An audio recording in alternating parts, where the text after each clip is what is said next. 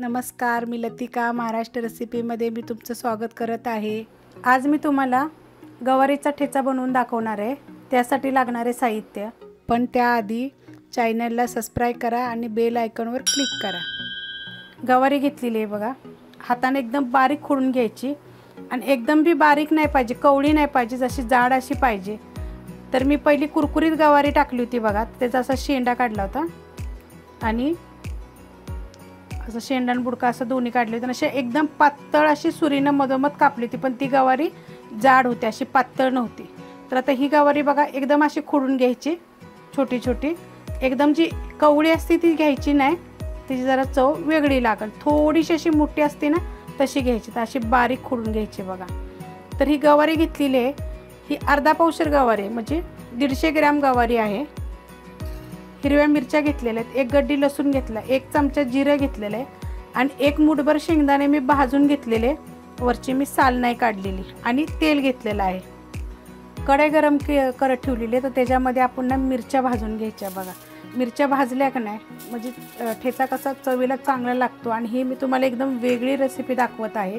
तर प्लीज माझ्या व्हिडिओला लाईक करत जा, लाईक केल्यानं काय होतं सगळ्यांच्यापर्यंत व्हिडिओ पोचते, आणि कमेंट करत जा, म्हणजे मला पण तो समजतं की तुम्ही व्हिडिओ बघताय, तुम्हाला चांगलं वाटते। मी वेगवेगळ्या रेसिपी तुम्हाला शिकवते आणि आपल्या जुन्या रेसिपी भरपूर आहेत, तुम्ही चेक करा आणि बनवून खाऊन मला कमेंट करा। तर आता ह्या आपण मिरच्या अशा डाग पडस्तोर आपण जरा भाजून घेऊया।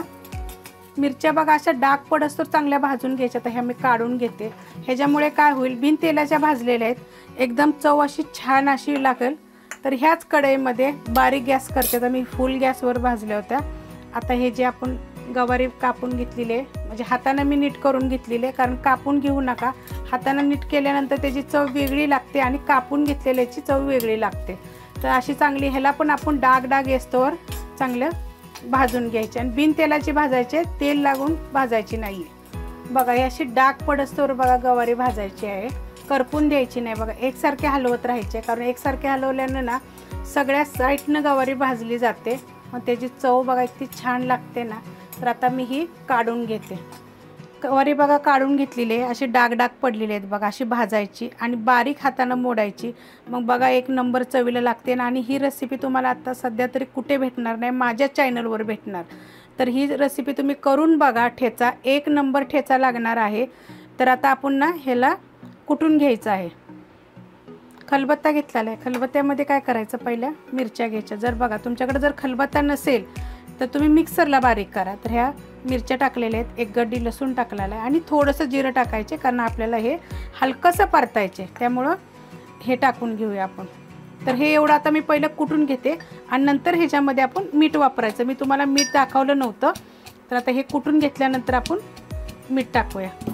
मिरची बघा कुटलेली आहे, तुम्हाला दाखवते, अशी कुटायची, आबडधोबड कुठली केली पाहिजे। आता ह्याच्यामध्ये बघा ही मी मोठं मीठ वापरलेलं आहे, तुम्हाला मी मगाशी मोठं मीठ नाही दाखवलेलं, चवीप्रमाणे घ्या, मोठ्या मिठाला काय जरा चव असते, त्यामुळे मी तुम्हाला मोठं मीठ टाकायला सांगते।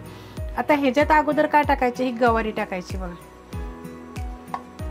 आपण ही गवारी टाकल्यानंतर हिला सुद्धा आपण आबडधोबड टिचून घ्यायचे आहे, कारण की जी ही मिरची लसूण आणि जिरं जी टाकलेलं आहे ना, ती एकजीव झालं पाहिजे चांगलं, आणि ह्या गवारीमध्ये त्यांचा अर्क उतरला पाहिजे। आणि त्याच्यानंतर आपल्याला शेंगदाणे टाकायचे आहेत। तर आता हे मी आबडधोबड कुटून घेते बघा। आता हे मी असं कुटून घेतलेलं आहे, ह्याच्यामध्ये हिरवी मिरची लसूण जिरं मीठ टाकून मी हे कुटून घेतलेलं। तर हे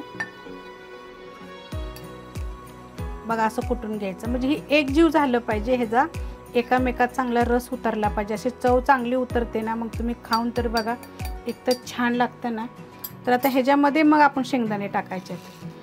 तर ह्यातलं मी तुम्हाला अजून एक सिक्रेट सांगते, जर तुम्हाला पाहिजे असेल, मी टाकत नाही तरी पण तुम्हाला सांगते, जर तुम्हाला पाहिजे असेल ना तर कांदा फोडणी टाकताना कांदा टाका, त्यांना पण छान लागेल, आणि अशी बनवली तर तशी पण चांगली लागते। जर तुम्हाला ह्याच्यात काय वेगळं वाटलं, आता हे मी बरेच वर्षापासून बनवून खाते, पण जर तुम्हाला ह्यात जर काय वेगळं वाटत असेल तर मला कमेंट बॉक्समध्ये सांगा की तुम्ही हे असे पण करू शकता म्हणून। आणि रेसिपी बघितल्या प्लीज कमेंट करत जा आणि लाईक करत जा, म्हणजे माझे व्हिडिओ सगळ्यांपर्यंत पोहोचेल। तर आता हे आपण जरा कुटून घेऊया ह्याला बघा, हे असं कुटून घ्यायचं, असं कुठल्यामुळे एक जीव होतं. जर तुम्हाला जर असं खलबत्तं नाही तर तुम्ही सांगितलं बंद चालू करून मिक्सरला करा. एकदम असं बारीक पेस्ट जसं करू नका, चव नाही लागणार त्याची. असं जर केलं ना तर एकदम छान लागेल. आता हे झालेलं आहे तर आपण ह्याला थोडंसं फोडणी करून घेऊया. कढई गरम करत ठेवलेली आहे, त्याच्यामध्ये ना थोडंसं बघा तेल टाकायचं. तर अर्धा चमचा मी तेल टाकलेलं आहे. तेल चांगलं कडकडीत गरम होऊन द्यायचं, म्हणजे फोडणी चांगली लागते. तेल बघा गरम झालेलं आहे तर त्याच्यामध्ये ना जिरं टाकायचं. मोहरी टाकायची नाही, नुसतं जिरं टाकायचं. अर्धं जिरं आपण टेचायला घेतलं होतं आणि अर्धं फोडणीमध्ये टाकतो. तर आता तुम्हाला अजून एक सिक्रेट सांगते. तर हे जिरं टाकले की ह्यात कांदा टाकायचा लगेच. जर तुम्हाला टाकायचं असलं तर एक छोटा आकाराचा कांदा टाका. तुम्हाला जर पाहिजे असेल तर पुदिना टाका. ह्याची चव वेगवेगळी करायचा प्रयत्न करा, म्हणजे तुम्हाला माझ्यापेक्षा छान छान रेसिपी बनवता येतील आणि घरात मुलांना खायला घालता येतील. तर आपलं हे बघा जिरं चांगलं भाजलेलं आहे तर आपल्याला कढीपत्ता टाकून घेऊया आणि ह्याला आपण थोडंसं परतून घेऊया. आणि कधी बी काय करायचं असं फोडणीमध्ये सुद्धा ना, जरी आपण टेचलेलं असेल तरी 2 लसणाच्या पाकळ्यांना कुटून कधी पण घालायचं असं ठेच्याच्या ह्याच्यामध्ये, ते पण छान लागतं. तर आता आपण ह्याच्यात बघा हे जिरं चांगलं आपलं तडतडलेलं आहे तर ह्याच्यामध्ये हे टाकून घेऊया आणि परतून घ्यायचं बघा छान असं. 2 ते 3 मिनटं परतायचं. आता हे ठसकतं ना, त्यामुळं मिरच्या आपण पहिल्या भाजल्या की त्याचा ना चव वेगळी लागते आणि कच्च्या मिरचीची चव वेगळी लागते. तर आपण हे चांगलं भाजून घेऊया. 2 ते 3 मिनटं झालेत बघा, हे चांगलं परतलेलं आहे. तर आपला हे गवारीचा ठेचा झालेला आहे. तर पहिली लाईक करा, कमेंट करा, सबस्क्राईब करा आणि शेअर बी करा.